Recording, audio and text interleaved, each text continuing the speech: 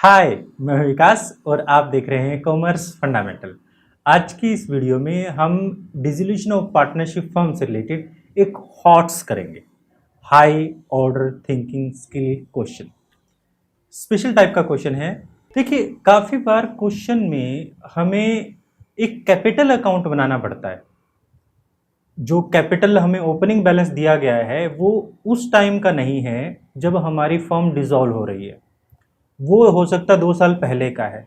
तो हमें पहले कैपिटल अकाउंट बनाना पड़ेगा और उसके बाद हमें अकाउंट बनाते हुए हमें क्लोजिंग कैपिटल निकालनी पड़ेगी और उसके बाद फिर हम आगे क्वेश्चन में चलते हैं। तो देखिए, क्वेश्चन की शुरुआत में आप पढ़ते हैं तो पता नहीं चलता, बट जैसे जैसे हमें पढ़ने के बाद क्वेश्चन आगे आगे सुलझता जाएगा तो हमें पता भी चलता जाता है कि हमें क्वेश्चन में क्या करना है। बस सबसे इम्पोर्टेंट बात, जैसे कि मैं हमेशा ही बोलता हूँ, क्या, क्वेश्चन को ध्यान से पढ़ना है। तो देखिए, क्वेश्चन शुरू करते हैं। अब देख रहे हैं डिस्प्ले पर अभी क्वेश्चन दिया गया है। हम क्वेश्चन को हमेशा की तरह पढ़ लेते हैं। A and B were partner in a firm 1st for 2016 with capital of 60,000 and 40,000 respectively. यानी हमें 1/4/2016 को दिया गया है, कैपिटल ए की कैपिटल दी गई है और बी की कैपिटल दी गई है। दे shared profit and loss in the ratio of 3:2। वो प्रॉफिट शेयरिंग रेशियो जो है उनका 3:2 है। They carried off business 2 year, उन्होंने 2 साल बिजनेस चलाया। At the first year they made a profit of 50,000, पहले साल उनको प्रॉफिट हुआ 50,000 का। And the second year ended 31 March 2018 they incurred a loss, उन्हें 50,000 का एक लॉस हो गया है। As the business was no longer profitable they decide to wind up, उनको वाइंड अप करने की जरूरत है। आपको शायद याद होगा, मैंने वाइंड अप के बारे में पहले भी बताया था। वाइंड अप और डिसोल्यूशन, डिसोल्यूशन एक प्रोसेस है, वाइंड अप का मतलब बंद करना। वाइंड अप में हम क्या करते हैं, सभी एसेट्स को बेचने के बाद और लायबिलिटीज को पे करने के बाद जो अकाउंट्स को बिल्कुल बंद कर देना है और बिजनेस को खत्म कर देना, इसे हम वाइंड अप कहते हैं, जैसे कि डिसोल्यूशन। तो हमारे पास यहां पर देख रहे हैं वाइंड अप बोला गया है। Creditor on that day were 20,000, the partner withdrawal 8,000 each per year for their personal purposes, जो कि एक्सपेंसेस हैं। द एसेट्स रियलाइज की है 1,00,000 रुपए की। द एक्सपेंसेस ऑन रियलाइजेशन 3,000 है। Prepare realisation account. अब जब हमें यहाँ ऐसे लगता है कि क्वेश्चन में जब हमें बैलेंस शीट नहीं दी गई तो अब सबसे पहले क्या बनाएंगे, बैलेंस शीट बना लेंगे। बट यहाँ बैलेंस शीट जब आप बनाते हैं, जब आप मान लीजिए आप बैलेंस शीट बनाना शुरू करते हैं, जब आप बैलेंस शीट बनाना शुरू करते हैं तो सबसे पहले हमारे पास क्वेश्चन में यहाँ पर दिया गया क्रेडिटर, तो हम क्रेडिटर लिख देते हैं। लायबिलिटी की साइड हमने लिख दिया क्रेडिटर 20,000 रुपीज। इसके बाद आप क्या लिखेंगे, हमारे पास एक सबसे बड़ी अमाउंट जो कैपिटल की होती है, जिसमें ए और बी की क्लोजिंग कैपिटल हमें चाहिए, वो किस डेट को चाहिए, वो 31 मार्च 2018 की डेट को हमें चाहिए कि उस दिन हमारी कैपिटल क्या थी। बट क्योंकि हमें क्वेश्चन में इस डेट की कैपिटल नहीं दी गई है, क्वेश्चन में हमें जो कैपिटल दी गई है ओपनिंग कैपिटल दी गई है, यानी बिजनेस स्टार्ट हुआ जबकि कैपिटल दी गई है। और हम क्या करें, इस कैपिटल को लेते हुए हम क्या करेंगे, जो साल दर साल हम कैपिटल अकाउंट बनाएंगे और क्लोजिंग कैपिटल का पता करेंगे। यहां पर हमारे पास इस डेट को यानी 21 मार्च 2018 को क्या कैपिटल रही। अब जो हमारा पहला स्टेप रहेगा इसके लिए कैपिटल अकाउंट बनाना रहेगा। नॉर्मली हम डेट कॉलम का इस्तेमाल कैपिटल अकाउंट में नहीं करते। क्यों नहीं करते, क्योंकि वो एक ही साल का हमारे पास डाटा होता है। पर यहाँ पर हम 1 सालों से ज़्यादा सालों का डाटा जो है लिख रहे हैं, रिकॉर्ड कर रहे हैं, इसलिए हम यहाँ पर एक डेट कॉलम जरूर मेंशन करेंगे कि हमारी डेट, किस डेट को क्या कैपिटल रही और क्लोजिंग कैपिटल क्या थी, फिर ओपनिंग कैपिटल क्या थी। इस तरह से हम जो शुरुआत करेंगे डेट के साथ ही करेंगे। तो ऐसे केस में आपको डेट कॉलम बनाना जरूरी हो जाता है। तो देखिए कैसे करेंगे। तो सबसे पहले हमारे पास जो ओपनिंग बैलेंस दिया गया है 60,000 और 40,000, वो हम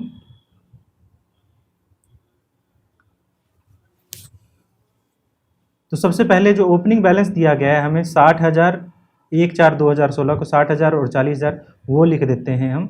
तो लिखेंगे तो क्या रहेगा, तो हम 2016 की अप्रैल 1 को तो लिख देते हैं बाय बैलेंस ब्रोट डाउन 60,000 रुपये और 40,000 रुपये। इस साल और हर साल ये दोनों पार्टनर क्या करते हैं, कुछ पैसा विड्रॉल करते हैं ईच ईयर पर्सनल पर्पज़ के लिए, जो कि 8,000 रुपये ईच ईयर। तो यहाँ पर दोनों पार्टनर विड्रॉल करते हैं पर्सनल पर्पज़ के लिए, तो हम इसको ड्राइंग कर लेते हैं। ड्राइंग जो है 2017 की साल एंड होने पर 31 मार्च दिखा देते हैं, जो कि है टू ड्राइंग। 8,000 रुपये दोनों ही पार्टनर कर रहे हैं। इसके बाद इस साल में यानी पिछले साल 2000 जो हमारे पास 16 के एंड में हमें क्या हुआ, 2016-17 के एंड में 50,000 रुपये का प्रॉफिट हुआ। इस प्रॉफिट को भी हम क्या करें, रिकॉर्ड कर देते हैं और डिस्ट्रीब्यूट कर देते हैं, जो कि 2017 की 31 मार्च को रहेगा by profit and loss appropriation account. किस रेशो में, 3:2 में। तो ये 50,000 यहाँ 30,000 और 20,000 हो जाता है। अब क्योंकि क्वेश्चन में कुछ और नहीं दिया गया, तो हम क्या करें, बैलेंस निकाल लेते हैं। यहाँ 90,000 और 60,000, यहाँ पर भी हम बैलेंस निकाल लेते हैं। ये 90,000 और 60,000। तो इसी तारीख को हम क्या करें, टू बैलेंस कैरी डाउन कर देते हैं। यहाँ पर 82,000 और 52,000 हमारे पास बैलेंस बचता है। इस प्रॉफिट को नेक्स्ट ईयर, जो कि 2017 की अप्रैल 1 था, उसको हम क्या कर दें, बैलेंस को ब्रोट डाउन कर देते हैं। ब्रोट डाउन वैल्यू जो है मैम 82,000, ये हो जाएगी, ये ओपनिंग बैलेंस है 52,000। ठीक है। इसके बाद हम क्या करें, इस साल में भी हमने क्या किया, ड्राइंग की। तो हमने ड्राइंग लिख देते हैं 2018 की 31 मार्च को टू ड्राइंग्स। कितना है, ड्राइंग्स 8,000 ईच था। बट इस साल हमें प्रॉफिट होने के बजाय क्या हुआ, लॉस हुआ 20,000। अब लॉस को भी 3:2 में ही हम बांटेंगे, तो बांट देते हैं। अब लॉस किस तरफ रहेगा हमारा, लॉस हमारा इस तरफ ही रहेगा। मैं लॉस को ब्लैक पेन से कर देता हूँ। 31 मार्च जो कि किस साल की है, 2018 की 31 मार्च को to profit and loss account appropriation account कर देते हैं, या प्रॉफिट एंड लॉस भी लिख दोगे तो भी गलत नहीं रहेगा। तो हमारे पास हम टोटल लॉस जो है 20,000, उसको 3:2 में डिस्ट्रीब्यूट करें तो 12,000 रुपये और 8,000 रुपये आ जाता है। अब हम क्या करें, टोटल कर लेते हैं और बैलेंस निकाल लेते हैं। हमने टोटल किया, ये हमारी क्रेडिट साइड ही बड़ी है, ये 52,000 हो जाएगा, और यहाँ पर क्या हो जाएगा, बैलेंस निकाल लेते हैं, ये 82,000 और 52,000। बैलेंस निकाला हमने इसी तारीख को, टू बैलेंस कैरिड डाउन। कितना हो जाएगा, 62,000 आ जाता है सीधा सीधा। 20,000 लेस कर दें, यहाँ से 16,000 लेस करें तो 36,000 आ जाता है। ये वो बैलेंस है, ये वो क्लोजिंग बैलेंस है जो हमें चाहिए था, कहाँ, हमारी मेमोरेंडम बैलेंस शीट में। तो इस मेमोरेंडम बैलेंस शीट में हम हमारा ये बैलेंस, जो हमने ये बैलेंस है, उसको हम लिख देते हैं। ए की कैपिटल जो है वो हमारे पास कितनी है, 62,000 थी, 62,000 थी, और बी की कैपिटल जो है वो 36,000 है। इस तरह से टोटल जो हो जाता है 1,18,000 रुपीज़ हो जाता है। अब यहाँ पर हम क्या करें, 1,80,000 रुपीज़, 18 जो 1000 रुपीज़ है, यही हमारा क्या हो जाएगा, यही हमारा बैलेंस आ जाएगा। ये हमारी बैलेंसिंग फिगर है, और इससे हमने क्या निकाल ली है, सन्ड्री एसेट्स निकाल ली है। मेरे ख्याल से यहाँ तक तो आपको प्रॉब्लम नहीं रही होगी। अब हमें क्या करना है, जो जरूरी चीज़ें थी वो सब जरूरी चीज़ें हमने पहले पता कर ली है। अब क्वेश्चन में हम क्या करेंगे, रियलाइजेशन अकाउंट बनाएंगे। और वैसे ही जैसे हम पहले करते होते हैं, सभी एसेट्स को ट्रांसफ़र करना, लायबिलिटीज़ को ट्रांसफ़र करना और पे करना, यही हम करेंगे। तो देखिए रियलाइजेशन अकाउंट कैसे बनाएंगे। तो हम रियलाइजेशन अकाउंट बनाने के लिए सबसे पहले हम क्या करें, सारी सन्ड्री एसेट्स ट्रांसफ़र कर लेते हैं। तो मैं लिख देता हूँ यहाँ टू सन्ड्री एसेट्स।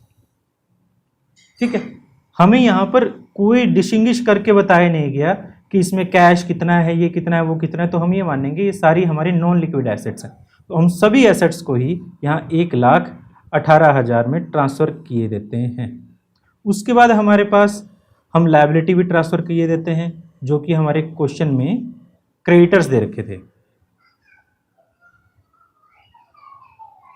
क्रेडिटर्स में कितना था, 20,000 हमें क्रेडिटर दिया गया था, तो हम ये भी ट्रांसफ़र किए देते हैं 20,000 रुपीज़। अब हम क्या करें, अब क्वेश्चन में कुछ और भी डाटा दिया गया था। जैसे कि क्वेश्चन में बोला गया था कि जो हमारी एसेट हैं वो रियलाइज़ हुई है 1,00,000 रुपये की और रियलाइजेशन एक्सपेंसेस 3,000 रुपये है। तो हम ये दोनों ही आइटम लिख देते हैं। क्या क्या है, तो एसेट्स रियलाइज़ हुई है तो मैं ब्लैक पेन से कर लेता हूँ, बाय बैंक एसेट्स रियलाइज्ड 1,00,000 रुपये की वैल्यू हमें बताई गई है। और हमें क्रेडिटर के बारे में कुछ नहीं बोलता, फिर भी हम क्रेडिटर तो पे करेंगे ही करेंगे।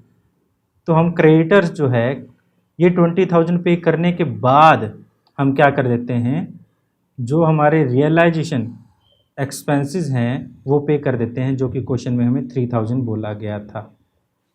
अब देखते हैं, अब अगर हम बैलेंस निकाल लें तो बैलेंस देखोगे आप कि डेबिट साइड का जो टोटल है वो ज़्यादा है। अब ये तो 1,18,000 है और ये टोटल 1,20,000 तो यहीं पर बन रहा है। तो 1,18,000, 20,000 और 3,000 1,41,000 रुपये हो जाता है। तो 1,41,000 रुपये यहाँ पर हो जाता है। इस 1,41,000 में से 1,20,000 लेस करें तो 21,000 हमारे पास बैलेंस बच जाएगा। और ये क्या है हमारे लिए, ये हमारे लिए लॉस है। तो हम यहाँ कर देते हैं by loss transfer to partners capital account, जो कि हमारे पास कौन कौन थे, एस कैपिटल अकाउंट और बीज कैपिटल अकाउंट। किस रेशियो में, 3:2। तो 3/5 और 2/5 में हम इस 21,000 को डिस्ट्रीब्यूट कर देते हैं। तो 12,600 रुपये और 8,400 रुपये इस तरह से हो जाएगा। क्वेश्चन में हमें यहाँ रियलाइजेशन अकाउंट ही बनाने के लिए बोला गया था, इस वजह से हम यहाँ तक ही क्वेश्चन कर रहे हैं। अगर क्वेश्चन में हमें आगे तक बोला जाता तो हम आगे तक क्वेश्चन करते। आई होप आपको ये समझ आया ही होगा। इस क्वेश्चन के बाद आपको इस तरह के क्वेश्चन करने में काफ़ी आसानी होगी। काफ़ी बार क्वेश्चन को टेक्निकली इधर से उधर कर दिया जाता है, जिससे स्टूडेंट्स को कन्फ्यूज़न हो। ये चेक करने के लिए कि स्टूडेंट्स को कॉन्सेप्ट क्लैरिटी कितनी है, और मैं चाहता हूँ कि आप इस वीडियो को ज़्यादा से ज़्यादा लाइक करें। और नेक्स्ट वीडियो जो रहेगी वो इस बात पे डिपेंड करती है कि स्टूडेंट्स की रिक्वायरमेंट है या नहीं।